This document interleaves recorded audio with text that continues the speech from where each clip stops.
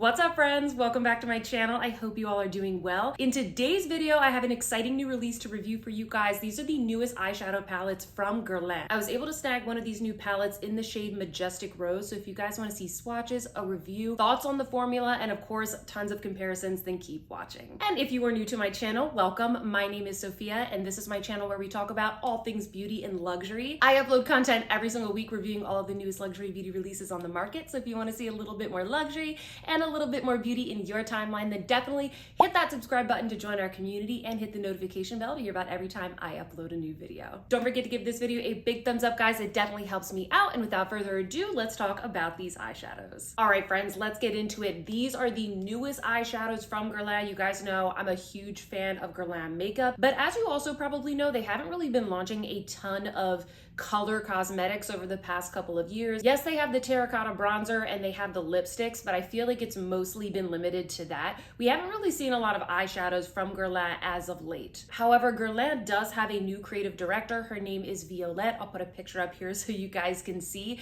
And I definitely think that she's bringing a little bit something new to the brand, something fresh, a little bit more young, a little bit more new, but still kind of keeping that beautiful sophistication that we all know and love from the brand. Now, the official name of these palettes are the Guerlain Ombres G. Hopefully I'm pronouncing that correctly, and I'm gonna try and share with you guys as much information as I have, because at the time of me filming this video, these actually are not released in the United States. The information that I have on these is coming off of the Chic Profile official Instagram page. If you guys love luxury beauty and you haven't checked out Chic Profile official, you should definitely follow that account. Here on Instagram, it says that Guerlain is going to be launching 6 different palettes in this line, and they will feature textures from satin, matte, metallic, and iridescent. While I don't have the official US dollar price for these palettes, it does seem like these are going to be priced similar to Dior, maybe around like the $60 to $65 mark. These palettes are also made in Italy, which we love, and they have a 6-month shelf life. I will put all of the launch information that I have in the description box down below. It does look like these palettes are going to be launching first in Japan. At the time of me filming this video, I don't have the launch dates for the US, Europe, Canada, etc., but I will keep you guys updated. Definitely follow me on Instagram and subscribe here to my YouTube channel if you guys want updates. You guys know I'm always letting you know through all of those different channels everything that I know about launch dates, when products drop, when things come back in stock, etc. So I will link my Instagram handle down below. Let's take a look at the colorway that I was able to snag. This is in the shade 530 Majestic Rose. I know a lot of us are tired of the rose and pinky tones, but I love this color story. I think it is so beautiful. And one of the first things that I thought when I opened up this palette is that it definitely looks like it's a bit of a baked formula. And I'm going to talk a little bit about that formula and how it compares to other luxury formulas in my collection a little bit later in this video. And here are some up close swatches. You guys know I try and film with as much daylight as possible and get really close up so you guys can see the textures. These look very smooth. They have a little bit of like a metallic sheen, but not too much. And then of course this shade right here, the lightest one in the pan, it's a little bit more of like a sheer topper shade, and you guys are going to see in a second how this applies to the eye. I also want to draw attention to the beautiful packaging. You guys know I'm a big fan of gold. I love gold. I think this is so beautiful, so chic. It opens up similarly to maybe like a Tom Ford palette or like a Patrick Ta palette, if that makes sense. It's not super weighty, but I think it really goes along with the rest of the packaging in the Guerlain line. And I do think that I prefer this to maybe a Dior palette, a Tom Ford palette, even a Chanel palette.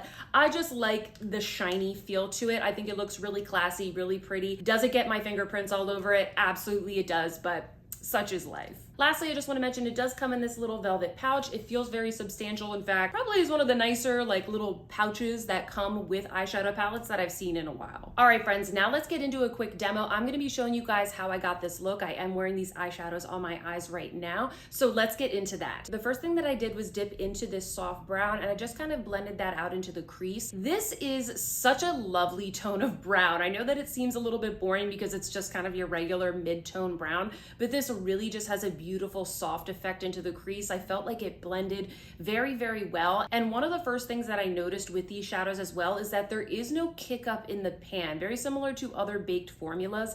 It's not going to be as powdery, but I do feel like you still get a lot of pigment, and I feel like they are incredibly blendable. Next, I dipped into the rose shade with a shader brush, and I blended that all over the lid. This is the shade in the palette that gives it its rosy tone. It's definitely not too bright. It's not too bubblegum pink. I think it has a lot of pigment, and just like the brown, I felt like it blended extremely effortlessly all over the lid. Next, I went into the gorgeous deep burgundy color with a fluffy brush, and I just kind of blended that out into the outer corner of the eye. When I'm using these kinds of luxury quads, this is what I typically do with the darkest color in the palette, just to add like a little bit of depth to the outer part of the lid. This is such a gorgeous shade. I feel like you can't go wrong. You're not gonna put on too much pigment. It's not gonna become splotchy. I felt like it really blended out and created a really gorgeous diffused effect. And lastly, I went in with the shimmery topper shade.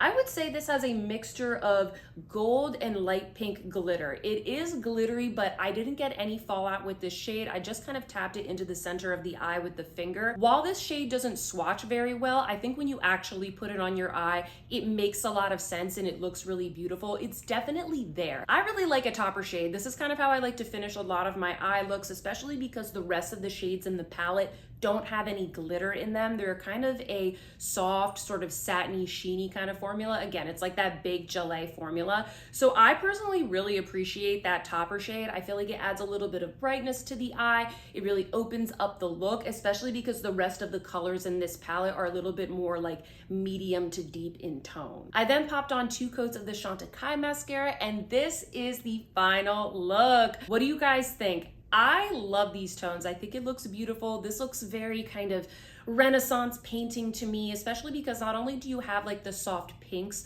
but you have a little bit of the brown, you have a little bit of that burgundy, which kind of grounds the pink in the way. I feel like it adds just a little bit of neutrality. The burgundy adds a little bit of depth, romanticism.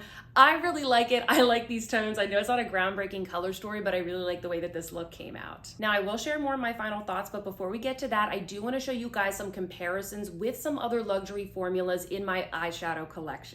Now, because these Guerlain eyeshadows are a baked formula, the first comparison that I knew I needed to do was with the Tom Ford Wet Dry formula. Now, I didn't find any Tom Ford palettes in my collection that were super similar in color, but I do want to show you guys the comparison of this up against the Tom Ford First Frost palette. This is really the only Tom Ford palette that I have that has somewhat rosy or pinky tones in it. So you guys are gonna see right here, I don't think that the colors are all that the same, and you can see in the swatches here, they're really not that close, but what I do wanna call out is just the similarities in the formula. I have another swatch comparison right here that I'm gonna show you guys where I dipped into a couple of different Tom Ford palettes. I believe this is a combination of First Frost, Body Heat, and Honeymoon. I just kind of dipped into different colors. And what I will say is that the touch, the feel, the texture, the blendability, and the quality of the shadows is very, very similar. I do think they're similar because they're both that kind of baked gelée formula. What I think the biggest difference is here, and you will see this in the swatches, is that the Tom Ford shadows are just a little bit more metallic. They're a little bit shinier. They have a little bit more of a sheen. I think that they're both very nice formulas, but I think the nice thing about the Guerlain is that you're getting a little bit more of a differentiation between the formulas. Usually in the Tom Ford Wet Dry shadows, all of the shadows are that sort of sheeny wet dry formula, whereas with these shadows from Guerlain, you're getting a little bit of a differentiation. It's not as sheeny, which some people might like, especially if you're someone that doesn't really like putting, you know, kind of like a metallic shadow in the crease, but you're also getting that really nice sparkly topper. So if you're somebody that maybe you really like the Tom Ford Wet Dry formula, but you don't like the fact that you don't really get a variety of formulas, you might like these ones that are coming from Guerlain. Of course, if we're talking about a rosy palette, I have to compare this up against the Charlotte Tilbury Pillow Talk palettes.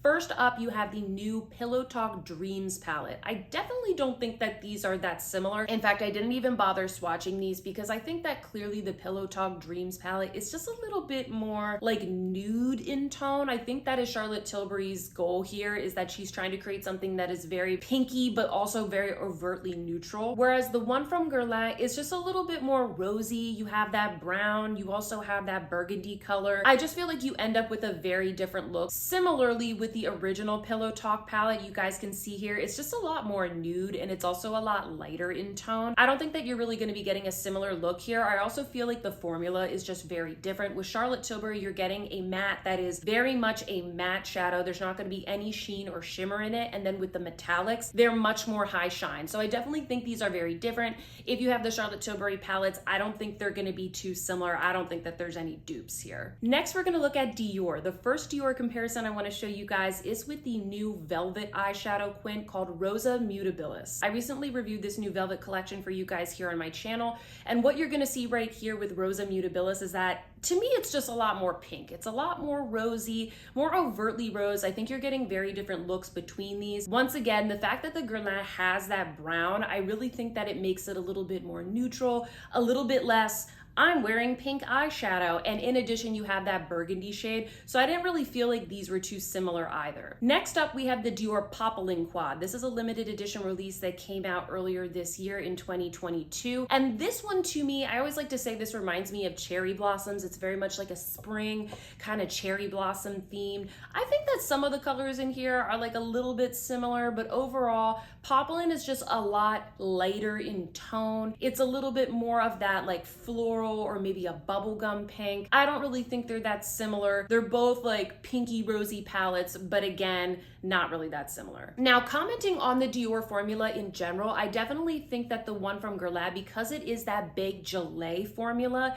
it has a little bit more of like that satiny sheen. I think that both of them are equal in quality. I also think that the pigmentation is very similar as well. But what you can see from the swatch comparisons, the one from Guerlain, it has a little bit more of a sheen. It's a little bit more of like an airbrushed effect. Next up, I have a Viseart comparison. This is one of their Petite Fours in the shade Framboise. I definitely think there's some similarities here. I don't think the formulas are the same at all. The Viseart formula is definitely extremely high quality, very blendable, but just like with the Charlotte Tilbury, you're getting like a true matte and then you're getting a true high shine metallic. So I don't really think it's that similar to the Guerlain. The color stories are a little bit similar, but they're not exact. But I do like to show you this one from Viseart because I do think that there is a little bit of a similarity there, and it's also a more affordable option. Next, I have an even more affordable option. This is the Sigma Rosy palette. You guys have seen me break this out for comparisons before, and I definitely think there's some similarities here. When you swatch the shadows, however, you will see that the ones in the Sigma palette, a lot of them have kind of like a duochrome effect, which I'm not really sure if the Guerlain consumer, if that's kind of what they're looking for.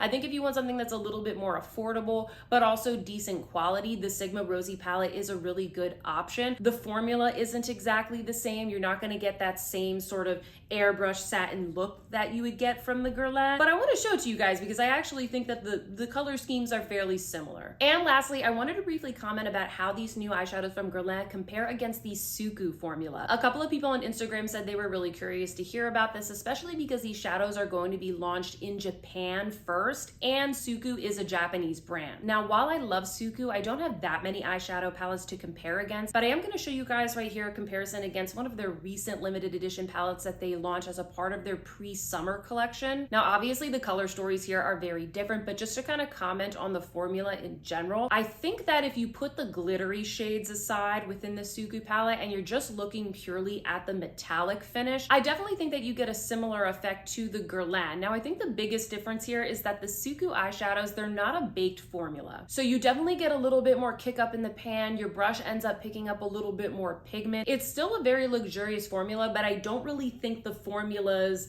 and like the experience of using the shadows and applying the shadows is exactly the same. But at the end of the day, I do think the one from Guerlain, you're gonna get a very similar effect that you do with the Suqqu, with the Tom Ford, with the Dior, and I'll talk a little bit more about that in my final thoughts. All right, friends, I hope that that demo and those comparisons were super helpful for you. Now I kind of just wanna sum up all of my final thoughts. What do I think about these new eyeshadows from Guerlain? Let's start off with the formula in general, because I know I only have one of the palettes, but I think that I can speak a lot to the formula. I would say that this to me is a cross between the Tom Ford and the Dior. I think that you're getting that kind of baked texture and the same application experience that you're gonna get from the Tom Ford with a little bit more of the softness and kind of that satin effect that you get from the Dior. So I almost feel like it's if the Tom Ford quads and the Dior quints kind of had a baby, that's what you would get from these new eyeshadows from Guerlain. These shadows are incredibly blendable. They're very sophisticated. I like that we're getting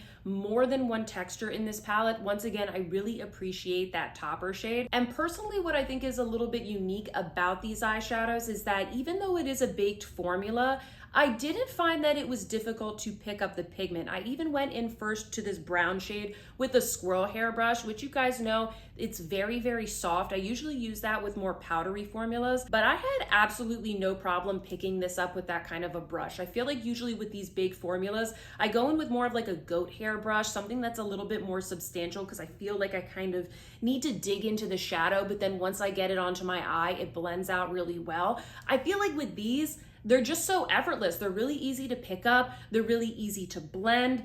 I really just don't have anything bad to say about these. Like, there was no kick up in the pan, zero fallout. The glitter topper shade, it's not chunky. It doesn't get all over my eyes. It's very easy to work with. I honestly think a lot of you guys are really gonna like this, and I'm very, very interested in checking out the other shades once those become available to me. Now, specifically commenting on this color story, I like this color story. I think it's beautiful. I know it's not groundbreaking, but as you guys saw from the comparisons, I don't have anything that's like an exact dupe in my collection. I did look through my Pat McGrath and my Natasha Denona as well, and I think if you grabbed a couple of different palettes from those brands, you could probably recreate this color story.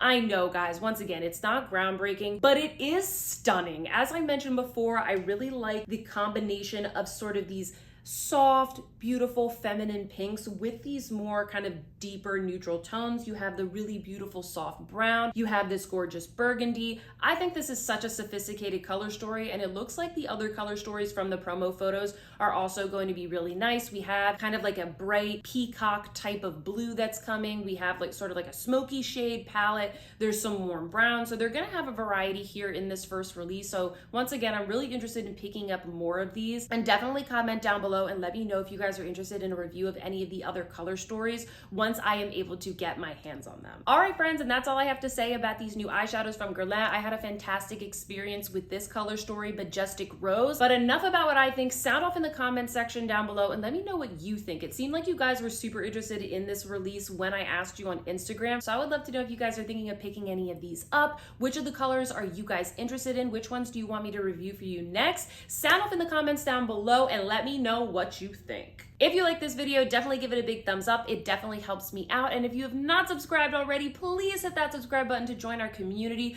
We have so much fun here on my channel. As I mentioned, I upload content every single week on all the newest luxury beauty releases. I will also put my Instagram handle up here if you guys want to follow me over there. That is the best place to connect with me on the reg. That is where I tell you guys about all these new releases, where you can buy them, when things drop, when things come back in stock, and of course, when things go on sale. So definitely head on over to Instagram and connect with me over there. I hope that you guys are having a fantastic day, and I will see you in my next one. Goodbye.